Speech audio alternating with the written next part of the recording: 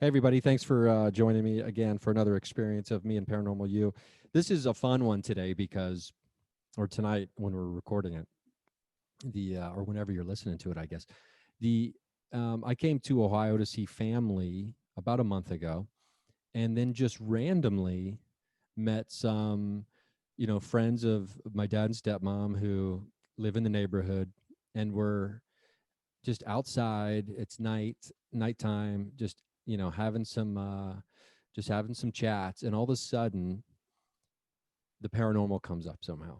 And that's why my guest, Mike Fedotowsky, and if you recognize that last name, it's yeah, there is actually a relation to the Bachelorette. It turns out your niece. So it's this is going to be a fun talk because you have a bachelor degree in nuclear physics.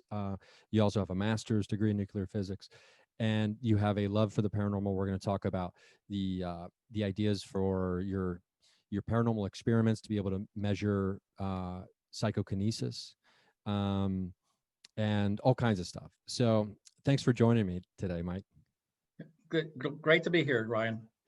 So this is funny because we were just kind of we didn't like hijack the conversation the other night, but like we just there was like a general conversation happening, and all of a sudden you and I start talking about some paranormal stuff, and and I was like, oh, okay, we could talk about this all night. And then I saw you again not long afterward, and I met your son and one of your daughters, and the your son is a forester, getting ready to go out and live in the woods. And I, so of course I start talking to him about Bigfoot. I'm like, oh man, like if you see Bigfoot, you got to tell your dad so I can hear about it.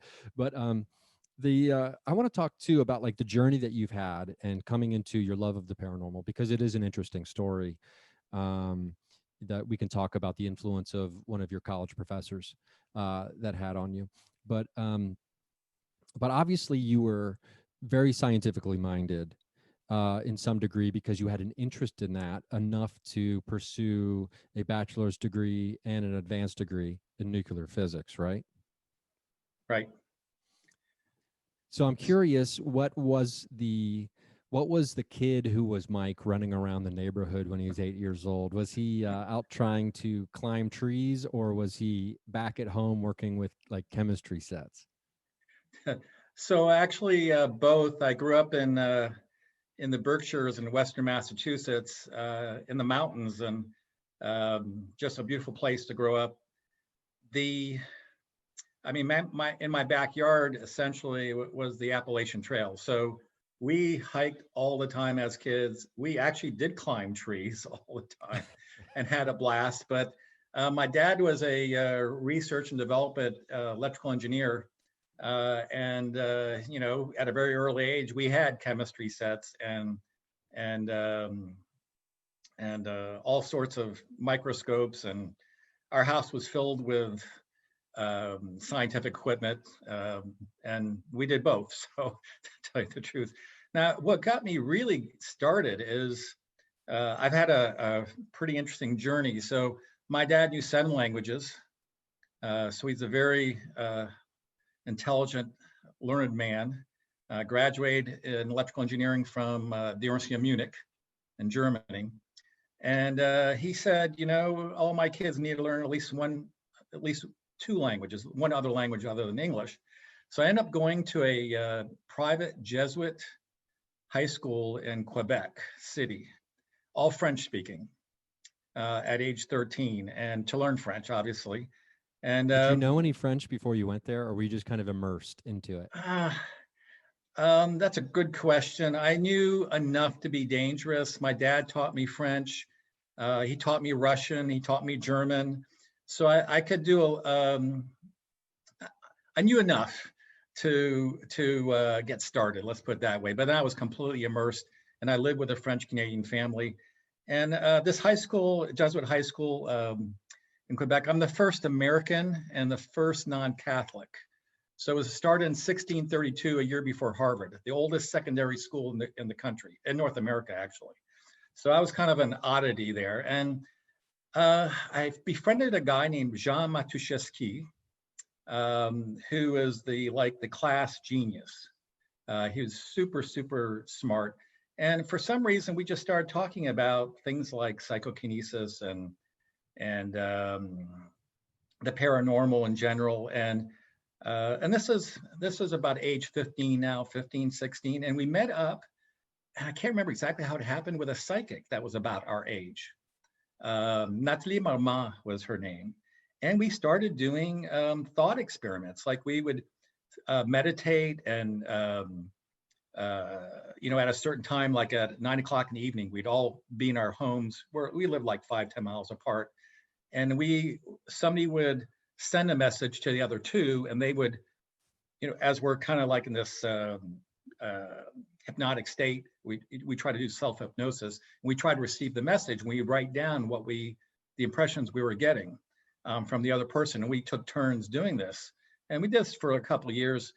That's really where it all started, and we were actually pretty successful. I mean, I'm telling you, I think some of the experiments, I just still remember one right now, is where I was looking at a pair of scissors in front of me. That was what I was trying to project to my other two friends, and they both drew scissors. I mean, that was the one that I remember the most. I mean, Wow. Yeah, isn't that wild? So that's how it all started when I was 15, 16 up in Quebec. And that's just where it started. So That's interesting because it wasn't too long. It was within the last year or so. I got hyper fascinated for like a couple of weeks on ESP projections. And it feels like it's in the same realm as what you and your friends were doing, trying to like actually just project like your physical form, or in some kind of physical form, or like your current state. So whatever you'd be wearing would appear, and like to try to communicate in these experiments with people where they're projecting, and then they can report back and like, you were wearing, blue jeans and a yellow shirt when you appeared, and they had no idea what that person was wearing when that person tried to send themselves to that person. Yeah, and there's this great debate within like the world of parapsychology and all of these, in the decades and decades, with J.B. Ryan and all these other, scientists who are trying to measure psi phenomena, about the factor of belief that affects the outcome of the actual experiments. And it sounds like the three of you were very open and, at the very least, interested in all of these different things, right? Which, I don't know, maybe speaks to that a little bit when it comes to actually getting results. I'm not sure what your feelings on that are. Do you think that it skews them too far if someone's like a true believer in the way they interpret the data they can get from experiments they're conducting themselves? I don't know. I mean, there were times when we did the experiments where we thought, because we knew each other so well, that we could kind of predict what was happening, just because we knew each other. But there were times where we knew there were no coincidences. They were completely they were completely successful transmissions of thoughts. I mean, it was just obvious, right? The scissor one is the one that just came up to me. But I tell you what, one of the reasons why we actually stopped. So this will be. Oh, okay. Here we go. Now we're going to do something that might. Now you're bringing back people. all these memories that I haven't thought about. But there was one time when I was in that state that I left my body. So I had read about the third eye by Lobsang Rampa, and the whole idea of what's the word? Astral projection. Yeah, thank you. Astral projection. I did. I left my body. I felt I was hovering above, and it was a really cool experience. But all of a sudden, I felt like something tugging on me, and I was like, "What the hell is that?" Like something is tugging on me, and I'm in a spirit form. I'm hovering over my body, and it scared me. And I went back into my body real quickly, and I said, "Well, I'm not doing that again."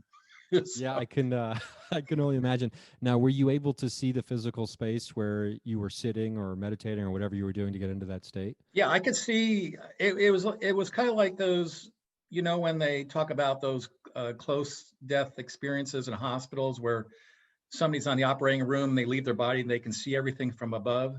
It was exactly like that. It was like I could see myself. I was aware of what was going on, and it was. But that was just really. I mean, I wasn't trying to astral project. It just happened in the meditative state, and I go, wow, that. And I think I was like 16, 17. I thought, no, I'm not doing that again. That I'm not ready for that type of trip. I don't want to get lost out here and Right? just leave an empty shell. There's I'm not sure if you're familiar with the comedian Sinbad. Oh yeah. Uh, well, Sinbad apparently, and I've never spoken to Sinbad about this. The only time I've ever talked to Sinbad was on an airplane where we randomly were sitting next to each other, and we spoke for about 3 minutes right when we were landing because it got real turbulent.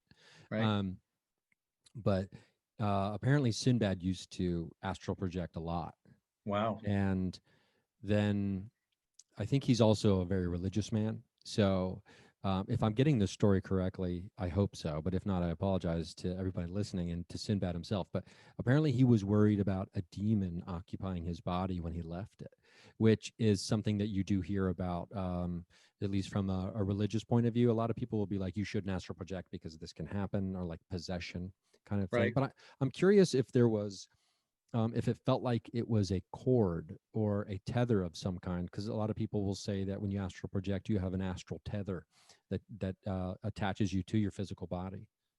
Right. No, I've read that in the Buddhist monks' description of astral projection. They call it the silver cord. So it wasn't the silver cord that was tugging. It was like an entity. Oh wow, Yeah. that Right. would really I mean, I scare very easily. Yeah. Like I can barely even watch scary movies, and especially not by myself. So that would really get me. Yeah. Um, It did. It did. I just said, I can't remember 16, 17, and I'm going. I gotta get back to life. So I stopped doing we stopped doing that stuff. We got, eventually went to college and but when I went to college, another interesting thing happened to me. So I stopped doing all those experiments. I ended up taking so I have a degree in physics, but you have to take other courses. It's a liberal arts school, the Massachusetts College for Liberal Arts in the Berkshires. And the head of the philosophy department was a guy named Dr. Ali Allmaker. So I'm taking his philosophy course, and first I loved it. I go, I should have been a philosophy major. I mean, it's a lot more fun than physics. That's what I was thinking. And he was so cool. He looked exactly like Albert Einstein, with the hair and all that. If you can picture him, he had this very thick German accent. You could barely understand him. But then in the last class of the year of the philosophy course, he comes out and starts, telling people, he's a ghost hunter, and he starts showing all these pictures of ghosts he's taken in New England, and apparently, I only found out later that he was famous. I mean, he was the most well-known ghost hunter in New England, and he would he. So let me just go back one more step here. So here he's the head of the philosophy department. I found out that 10 years earlier he was head of the physics department, PhD in physics, and he got bored with physics, I guess, and went to philosophy. But he invented all this electronic equipment to detect the paranormal and ghosts and take pictures, including Kirlian photography, which was really interesting. But he invented Kirlian photography, he didn't invent it, but but he was using he it.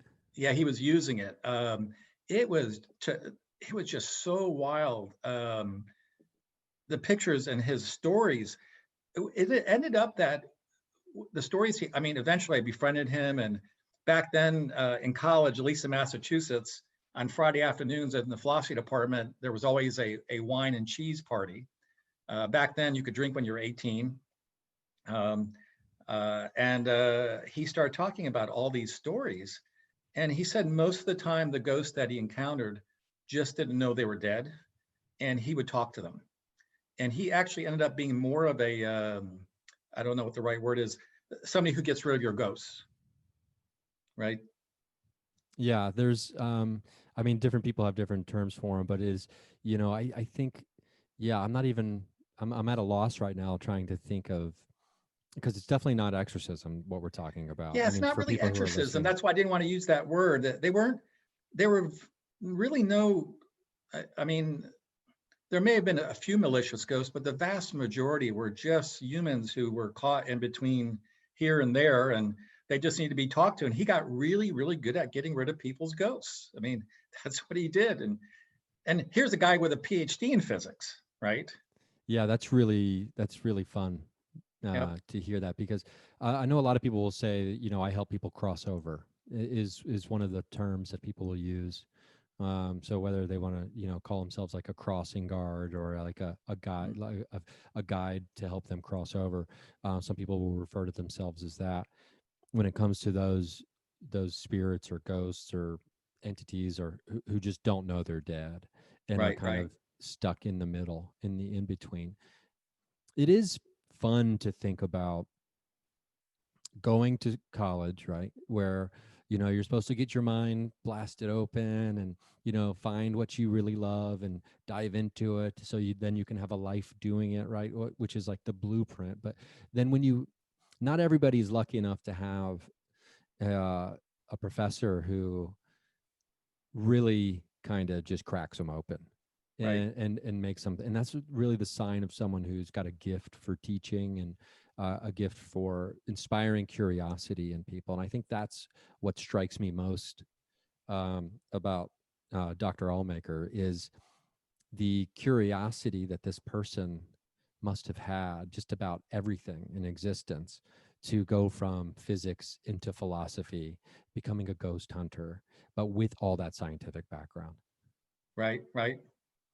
I think it speaks to, I don't know, a similar situation you might find yourself in. It sounds like, I mean, considering you've got, 2 degrees in nuclear physics, and you're also hyper interested in the paranormal and also psi phenomena and all these other things. So was that like the moment that paranormal gained credibility in your mind? Was Dr. Allmaker someone who gave it credibility, or did you already just kind of have it because or already had credibility for you because you and your friends were just into it, and were you, I guess, were you a self-confident kid? I mean, you Yeah, know what no, I I've mean? I've always was sure. I mean, the physics is just the study of the universe, right?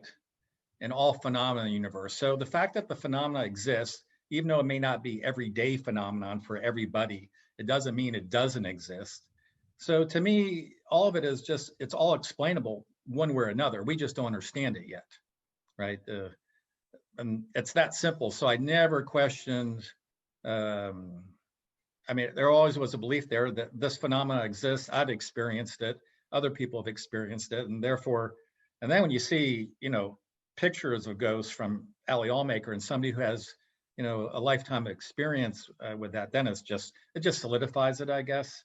The other things that, when you go into physics, you start to study the universe, and then all the questions start coming up about, is there life in other planets? I mean, and if you have just a little bit of understanding of astrophysics and astrobiology, you know that there are, at the very minimum, a couple 100 million uh, planets with life on it in the universe. That's at the bare minimum. Now the problem is the universe is so big, right? And the stars were so far apart. Is how do you get from one star to another? And you have to obviously go faster than the speed of light. And right now, the laws of physics say you can't do that. Although the mathematics show that with that things like wormholes should exist, and um, parallel universes. And so it's, the more you learn about physics, the more you realize that all those things are possible. Everything is possible and probable, right? The fact that alien life, that's everywhere. It's we. The question is, have they visited us? Is the question. And now we're starting to show more recently with the Air Force. If you've seen those recent movies that the Air Force jet pilots have been showing of UFOs, I think we know they exist. I mean, it's now becoming a reality. Yeah, the I think it was a year and a half ago, maybe even 2 years now, when those Those videos first surfaced in the mainstream media, anyway. And I think, um, being like super interested in UFOs and ufology, for a while now, I've been on that side of kind of like, well, it's been over 70 years since Roswell. I mean, what other evidence do people need? And I'd be like, what else do you need? The cover up, the retraction after it was on Right, the front page of the paper. And then it was like, no, it was a weather balloon, and how thoroughly debunked the weather balloon, uh, explanation has been for decades. So it's been very exciting to see it open up in such a way where it becomes not normalized, but almost to a certain degree where it's not even a big deal now.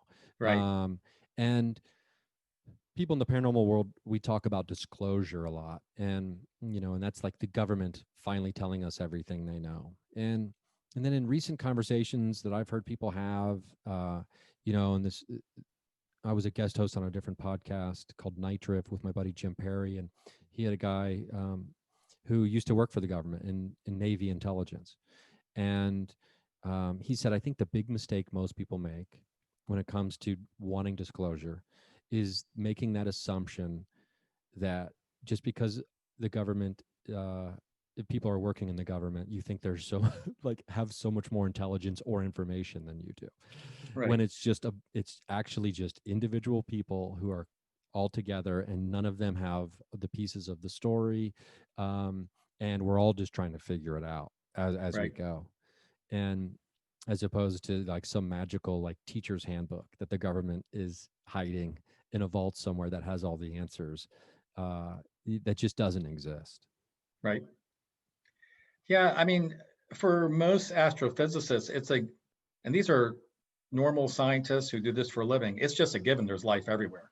It's just a given. I mean, and just the fact that SETI, the search for extraterrestrial intelligence, has been around for what, 20 years. It's just part of the NASA, is even further demonstrating that we know they exist. Just how, to what extent are they here, if they are here, and if they are here, what's their purpose, and are they trying to help us? And who knows? I mean, a Yeah, lot the of interesting implications. questions.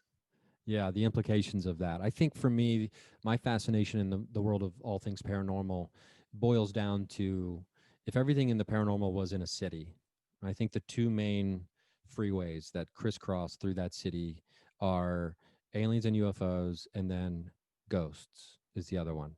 And they just crisscross because, if death isn't, if material physical death isn't final, our consciousness goes on or whatever it is, and if we're not alone in the universe, those are the two biggest discoveries that we could possibly make, probably since we discovered that we actually do die, right? I mean, I Right, don't know when that happened in history, when hmm, the human creature realized its own mortality, right, but I imagine there's probably been no bigger realizations that have therefore shaped the future of what we were as an animal, where we are today, than that single discovery of realizing that we can have a physical death. I think that just shaped everything, probably in a way that nothing else has before.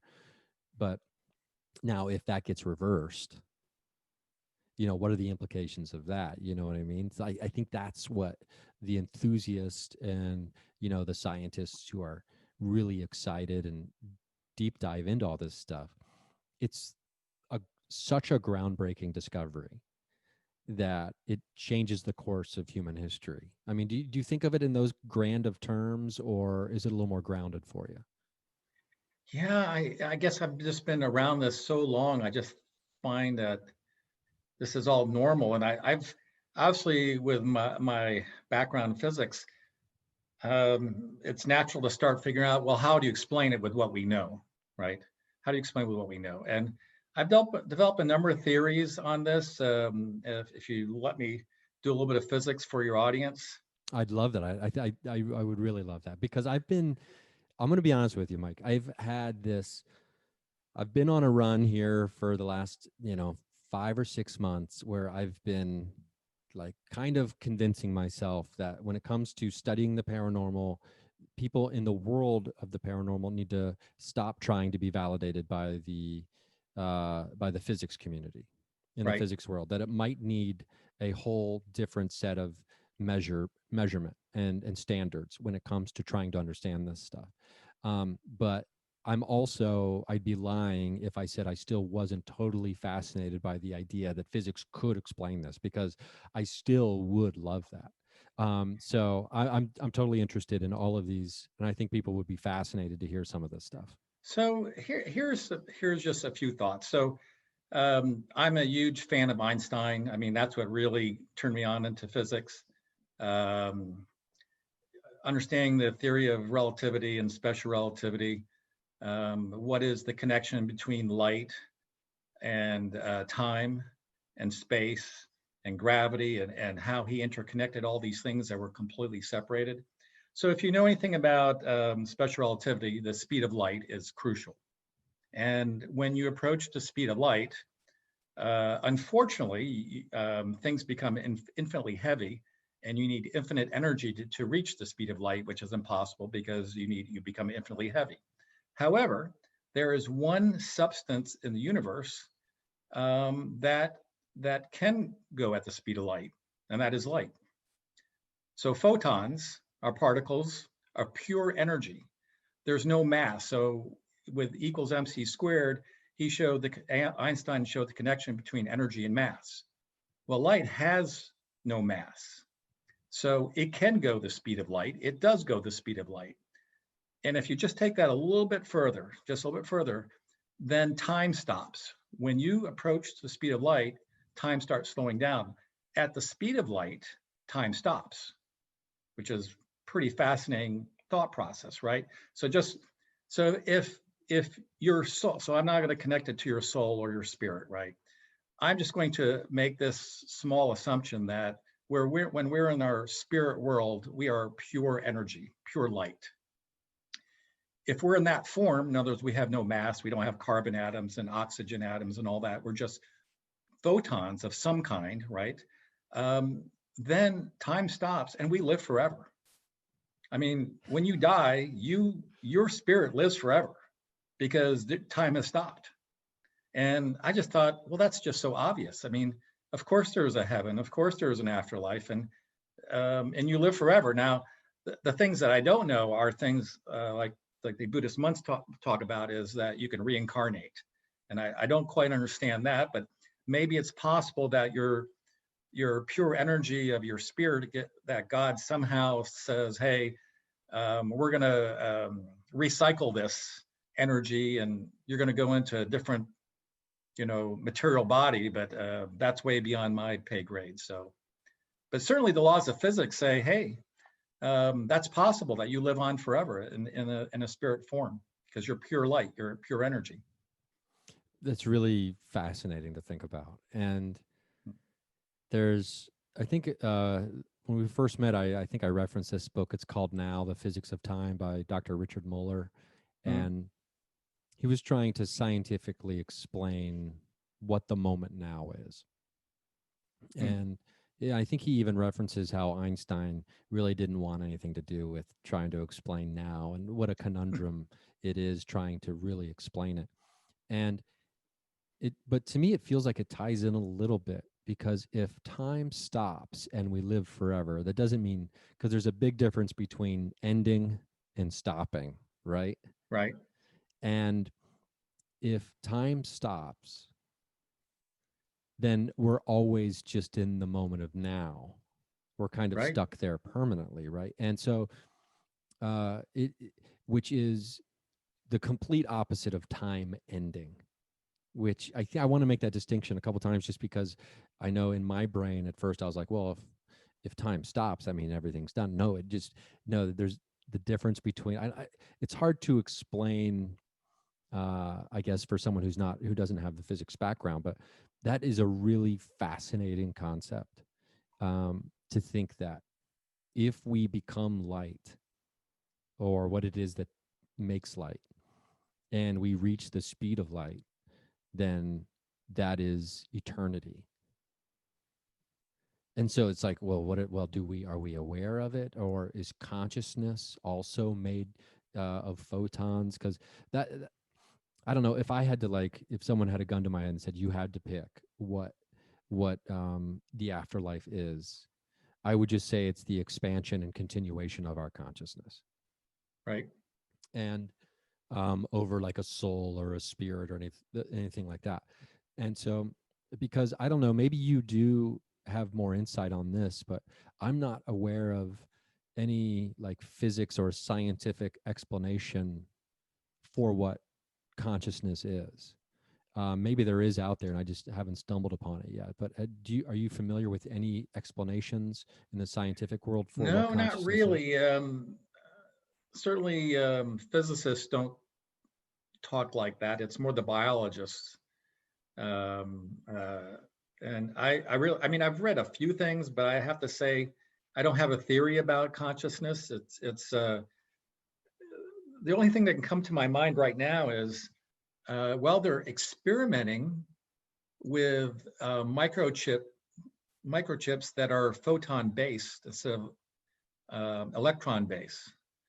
So there must be some ability to store memories with photons.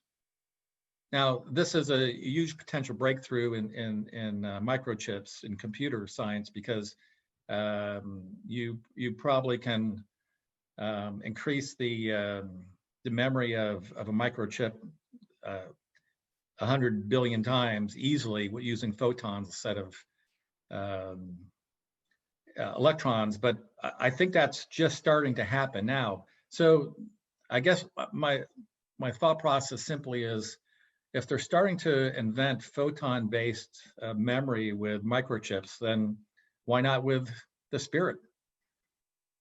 Wow, I don't even. I mean, that sounds so amazing, and yet I have no idea how a microchip works with electrons to begin with, let alone with photons. Um, so I don't really, I guess I don't really have the ability to really grasp like what a microchip that runs on photons or consists of photons would even be.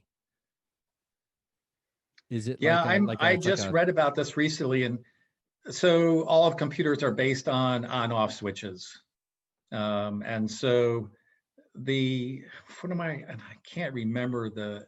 It was just something I read recently. It's just that you can store an on-off um, photon by putting it in a spot and then displacing it with another photon. And by being able to manipulate photons, you can start to create memories. You know, two photons up is in the number one, and two photons up and one photon down is two. And so you start to build um, software that way. And of course, you can just keep on going, right? Once you're down to trillions and trillions of photons, being able to manipulate it up down, you can create pictures and memories and movies and everything else that we see around us. It's just that we're doing it with electrons right now and not photons. But very fact that it's possible that they're starting to play with this at the R&D level, hey, why not? Why can't that be a part explanation to consciousness? I have no idea, but it's fun to think about. yeah, it is really fun to think about. The I mean, you've traveled outside of your body without even trying. And so it's what's fascinating to me about that, if we can go back just for a minute, because I'm thinking about, because for me, it somehow ties into the like electron photon thing a little bit, maybe, but it's, you know, biologists would say this is the function of your eye, your eyes, and this is how you get images, you know, through light or, you know, bouncing off things and whatever it is. But then when you leave your physical body and you no longer have your physical eyeballs to process imagery, right? Right? That's where I start to go, what? you Yeah. know what Right. like, how do you see when you're not in the, you know, the meat suit that has the, you know, the pulleys and the levers that make all of the physical interaction with our universe possible? Yeah, I don't know. All I know is the possibility is there, and um, you know, I think it just, the fact that ghosts exist, the spirits exist, we know they exist, then it's just, it'll just take a couple hundred more years to figure out how to explain it with physics. But everything's explainable. That's the, I mean, that's the beauty of physics. Is it's saying most of the things we don't know, but all we're trying to do is describe and understand the universe. So if these things exist in the universe, then someday we will be able to figure it out. We just don't know how to do it now. So most physicists are pretty open to that idea. I mean, if you just look at the history of physics, every time we thought we had it all figured out, we knew less than 1% of anything. And we keep on learning more and more about the world, about the universe. And I just think eventually things like spirituality, religion, and physics will eventually become one someday. And it'll just be normal that way, but we're still a ways away. I don't think we're there yet. Yeah, I would agree with that. It seems like we got some other stuff we need to work through first. Yeah. Well, the stuff we have to work through first are things like how do we treat each other Yeah. and stop wars. I mean, we should, how do we help each other grow in this world and feed each other and just get the basics down, right? Stop killing each other and helping each other learn and grow. That's what we have to work on now. It feels like the Maslow's hierarchy of needs, and we're still, at that shelter, feeling safe phase. Yep. So we're a long way from the tip of the triangle when it comes to, as a species. Now,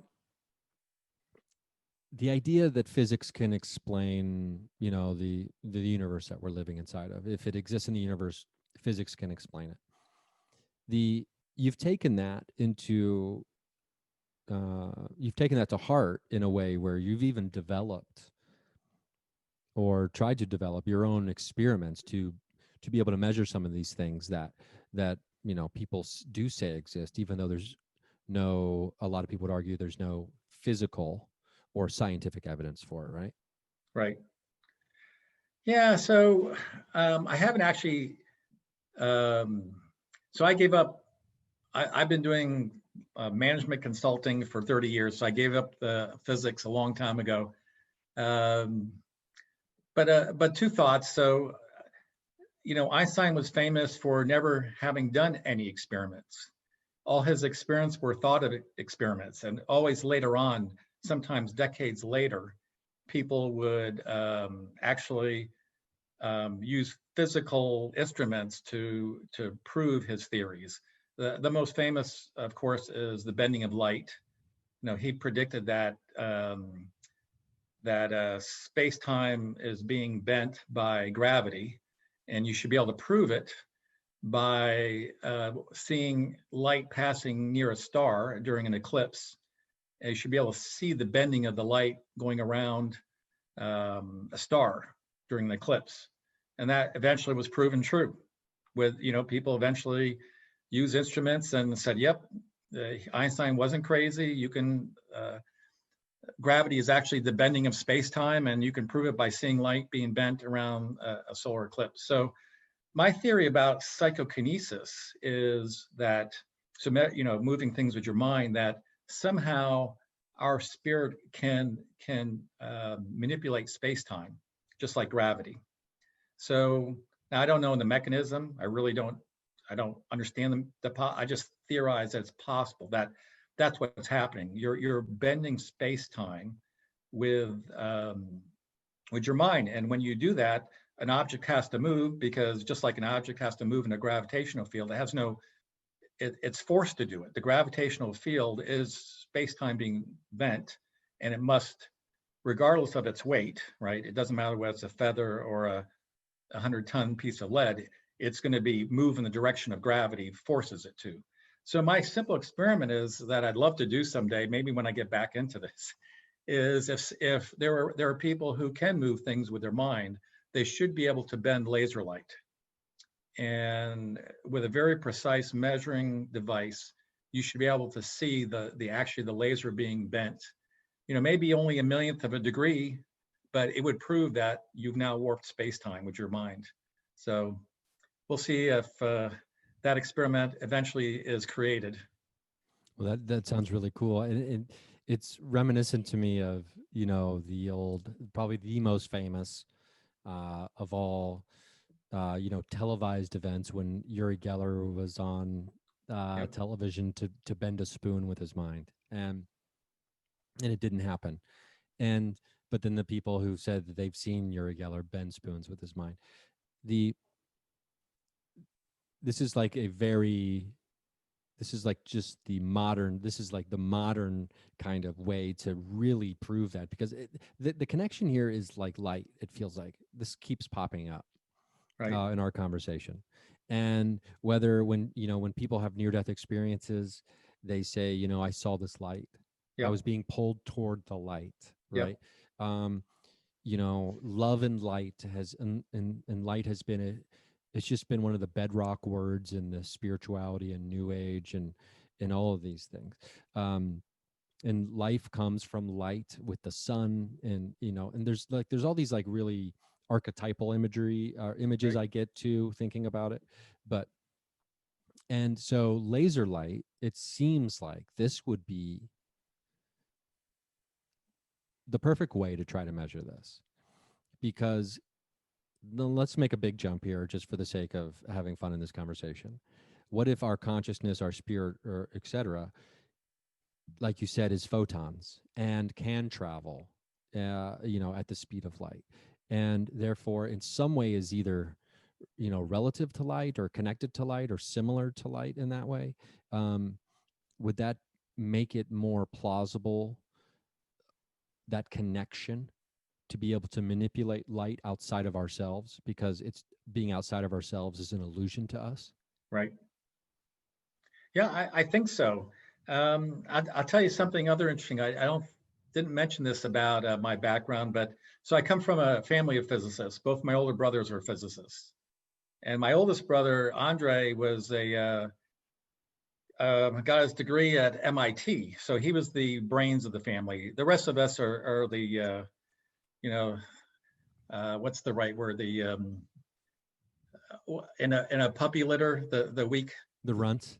Yeah, the other two of us are the runts of the family intellectually. My oldest brother was the genius.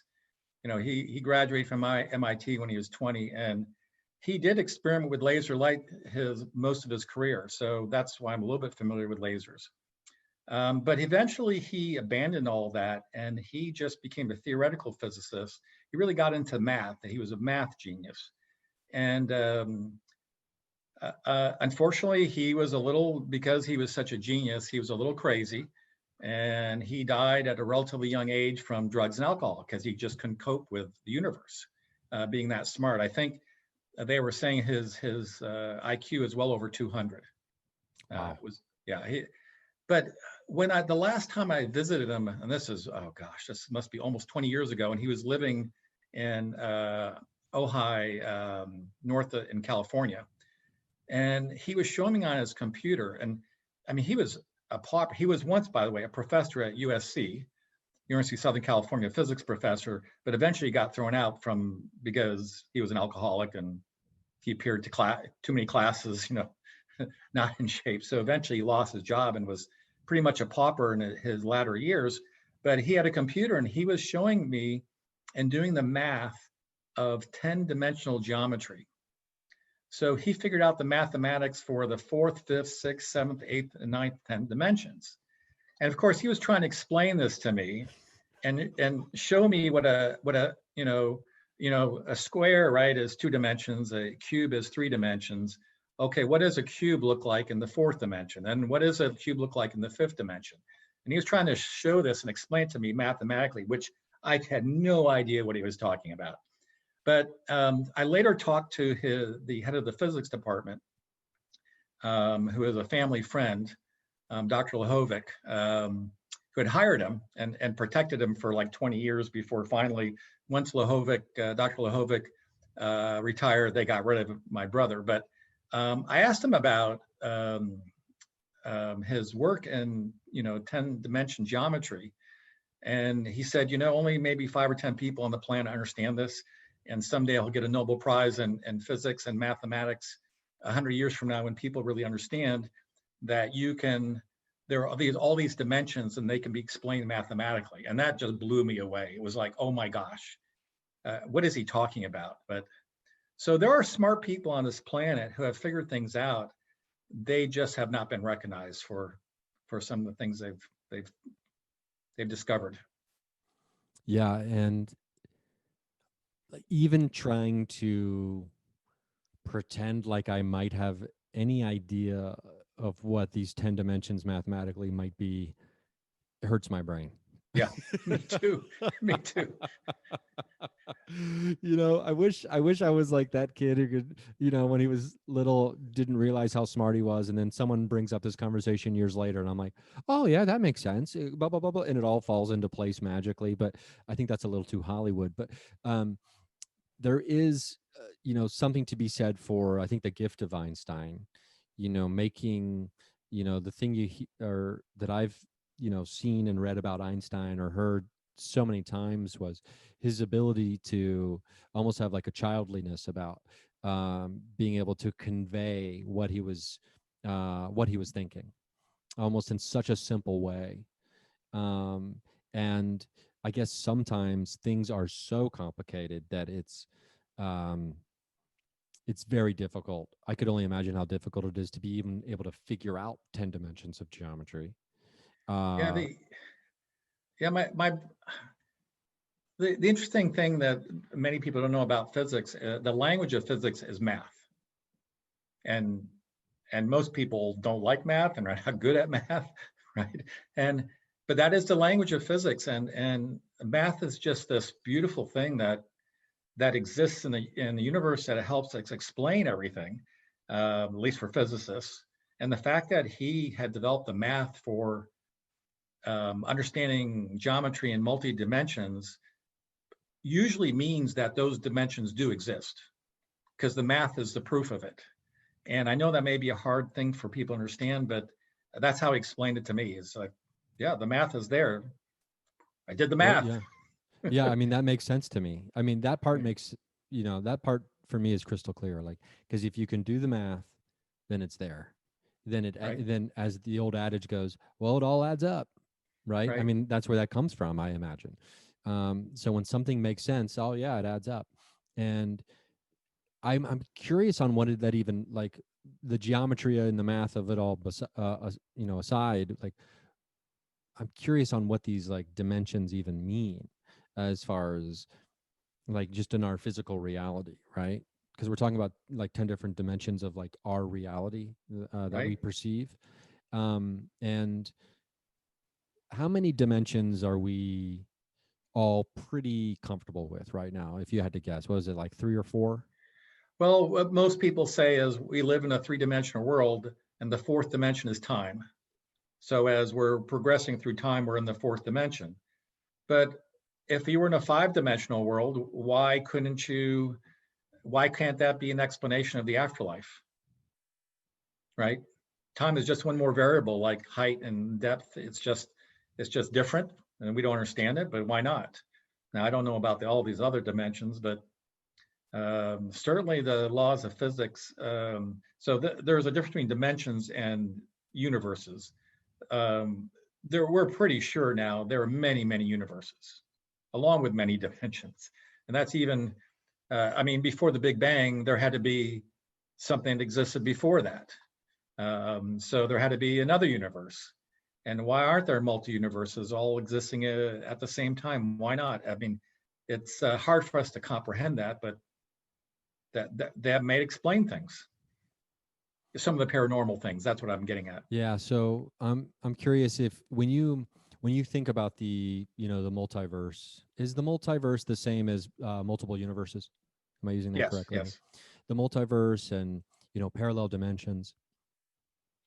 Are you thinking of it almost like it's layered they're layered on top of each other, kind of coexisting within, intermeshed, and there's just certain things we can't perceive because of our physical tools aren't allowing us to see this other dimension that's maybe happening right now where I'm sitting, where there could be a whole different world unfolding. Is that a little too like Yeah, movie? I mean, what I've heard and read, and makes a little bit of sense is that where they're all overlapping. They're just operating at different frequencies.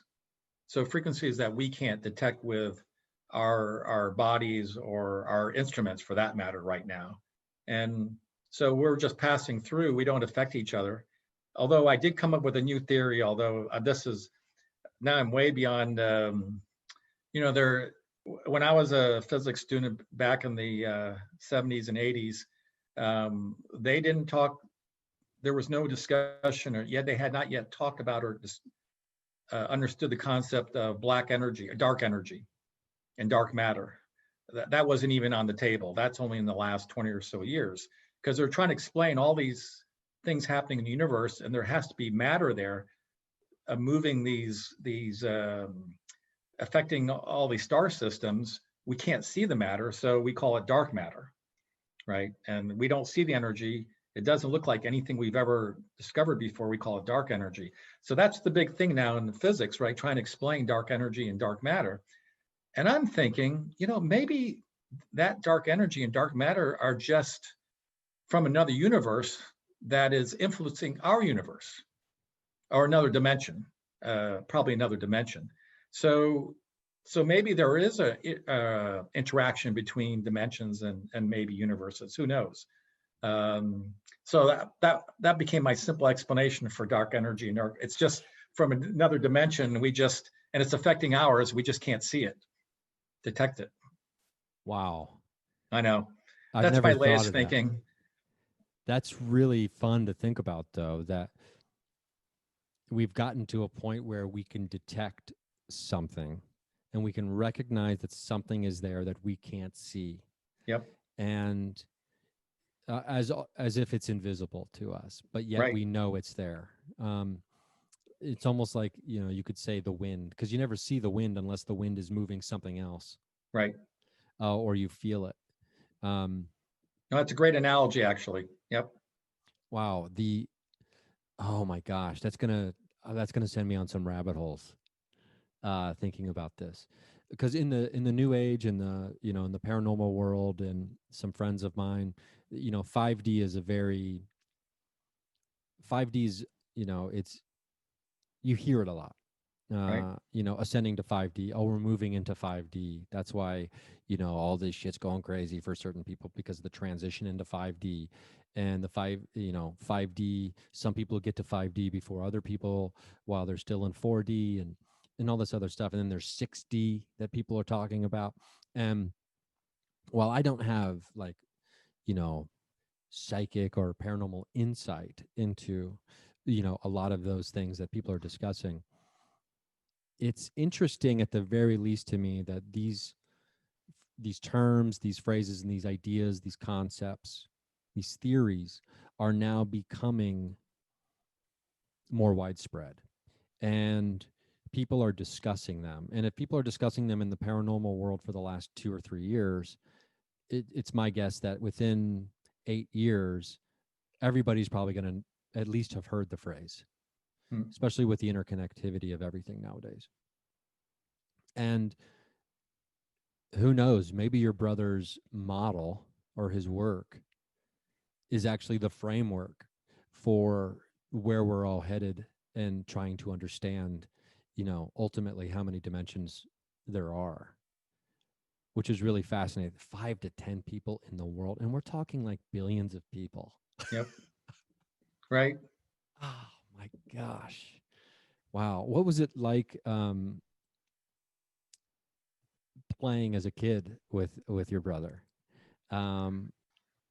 Was there, because I'm guessing he was still, like, on many levels just a kid, right? Because he was, at the end of the day, he was a person. But was he always, like, just so, like, ahead of everybody, or was it just specifically in, like, mathematics? So he was, I don't know exactly how many years older. So my other brother, Alex, is 5 years older than me. So my brother, Andre, I think was about 13 years older than me. And so that's quite a big age difference, because my memories of him early on were So he would come back from, so we grew up in Massachusetts. He would come back from MIT in his Harley Davidson. Okay. So he drove a Harley. He was a beatnik. I guess you would say back then a beatnik, but kind of a hippie kind of.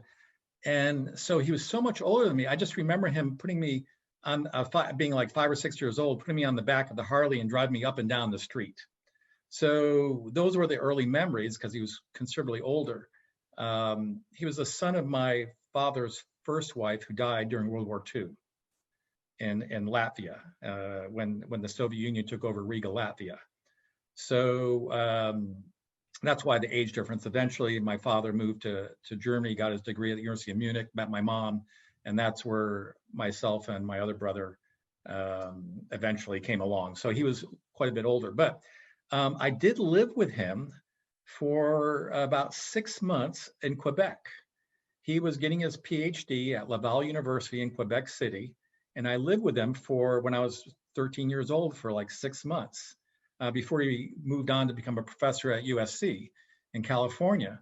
So I did get to know him then. He, in some ways, he was just a regular guy who was just a super genius. His real problem was he was so smart that he had a hard time coping. But he loved to do things like hunting and fishing. We'd go out to the woods in northern Quebec and go spend 8 to 10 hours out in the woods hunting and fishing, and that was normal stuff, right? And I remember when I visited in California, he liked to go to the junkyard and get bikes out of the junkyard and fix them up and ride around on his fixed up bike. So he did a lot of real normal stuff. He just was I don't know. He had a hard time dealing with people, I guess. So Yeah, it's fascinating to think about. I mean, and also realizing that, any super genius that's ever lived has also just they've been someone's son, someone's right, daughter, someone's brother, someone's sister, aunt, uncle. And, at the end of the day, they're, like I keep thinking of the movie Beautiful Mind, right? right, Starring Russell Crowe. Um, and like, so we get these like romantic visions of what like a super genius is, and like how there's just like separate from all, right? right, In this way, when in fact in some of these movies do a decent job of like showing like, oh no, they're at the end of the day they're just a person. And they, I don't know if it's like, so much of their brain works in a certain way that there's only so much energy or whatever to go around to some of the other parts of the brain right. that maybe are don't have as much energy flowing through there, so it makes other things more difficult for them. um it's it is curious to me though too, how I'm just having this thought now about how math has always been there, right? And we just discover more and more of it. Right. And it always existed. And it's fascinating to me how some people just can lean into it, or just they find it so natural Yep. and they're so good at it. I guess with other and all different kinds of things in life too. And then, life happens to all of us, and then we have bills to pay, and then we go on different paths, and then, sooner or later we may come back to things, or we find other things that we discover that kind of swallow us and all of our attention. And it's interesting because you talk about like getting back into this stuff, and the idea of, so I'm curious on what that looks like for you. Like when you say something like that, what does that mean? Like in a perfect world, what does that mean for you and your brain, where you can, focus on things that you're talking about here? Yeah, I don't know. It's a good question. It's something I just started thinking about. I'm 64 years old. I have 3 kids. Two are gainfully employed and have their degrees and they're starting their careers, and one in their last year of college. So I'm at the age where I can retire if I want. right? I still love my consulting work. So I love teaching problem solving to businesses, people running their organizations, as well as lately I've been working with high schools and teaching teachers how to teach students how to do problem solving. So that's still a lot of fun for me, and I think I'm always going to do some aspect of that type of training and consulting. But certainly, if I have more free time, it would be kind of fun to dwell back into doing stuff just that's just interesting, like I did when I was 15, 16, and now I have money. I mean, I can buy lasers and I can buy equipment, and I could probably do some of these experiments I've been thinking about. Why not? In fact, I just read about this article. I mean, you can't take the physicists out of the physicists, right? I probably read at least 10 articles a day on science of some kind. That I just heard that some physicists have figured out a better way to detect gravitational waves.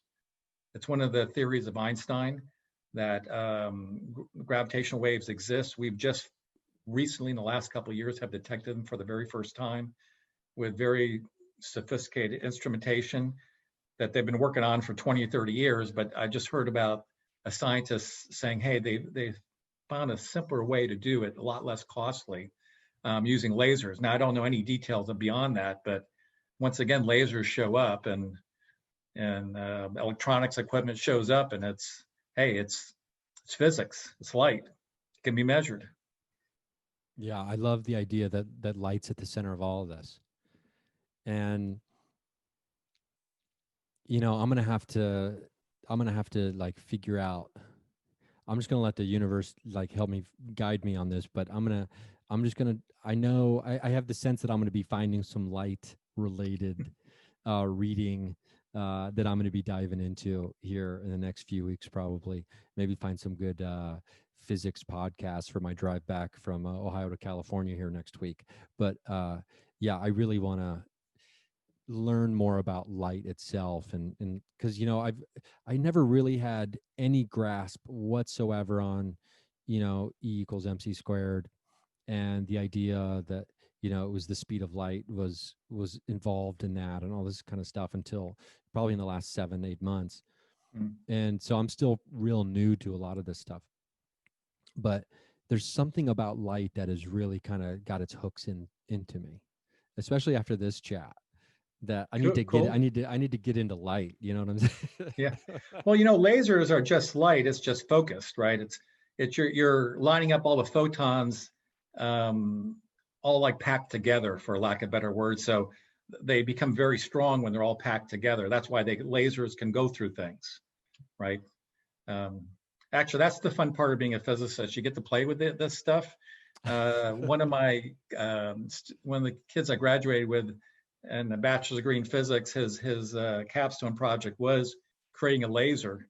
And I remember we at night would have fun firing it up and burning holes through the basement walls in the physics lab. So, That is no joke. yeah, no, it's too much fun. I mean, if you're going to build a laser, why not have fun with it? Yeah, right. That and just to be, I think everybody listening understands this, but this is not exactly the kind of laser that people have on their like keychains. Those Yeah, little right. like that No, you these play are the your cat. lasers. This work is, with what do you call it, the Air Force. I mean, they're using these lasers to potentially knock down missiles, right, that are attacking us. They're meant to be that powerful. So, Yeah, it's just fascinating to me to even think about, oh, how do you get a bunch of photons together to even do that? Like, like doing like the reverse math on all this to even figure out how to, like you said, pack a bunch of photons together. Like how, like how was the sausage made on this? Like it just right. blows my mind to even think about trying to figure any of that stuff out. So I'm glad that there's other people who, who really love that work, because I got nothing on it.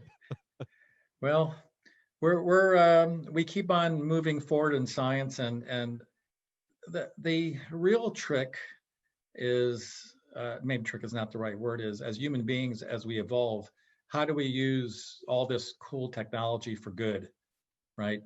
To make the world a better place. And And I know we haven't talked about COVID-19, and I know that's a real subject that's not paranormal, but I'm going to digress just a little bit. As a scientist, I am so optimistic about literally thousands of PhDs and researchers around the world are working on either vaccines or cures, and it's hard to stop scientists because scientists, they want to, whether they're biologists or chemists or physicists, they want to understand what's happening, right? So I think we're really starting to grasp COVID-19 as a disease and what to start doing about it. So for those people who are down because of COVID-19, I'm saying, hey, the doctors and the PhDs are figuring it out, and sooner than later we'll be having really good treatments and even cures, I think. So there's some hope out there for all you who are depressed because of COVID-19. I'm not at all depressed right now. We're only months away, I think. So, Well, that's good to hear. That's good to hear. I love, the idea, like, because I guess I never really think about it, but like of the dogged scientist, but there, it speaks to it. It speaks to the whole field. I mean, considering where we were even in 1920 to 1950 to 1980 to right now, it's like mm, how far we've advanced in technology and our understanding of the nature of the universe, and the laws of physics, and how they apply to everything that we're experiencing and seeing. It is really mind-blowing to even try to grasp like how far in like some of these, it's crazy, it's just wild.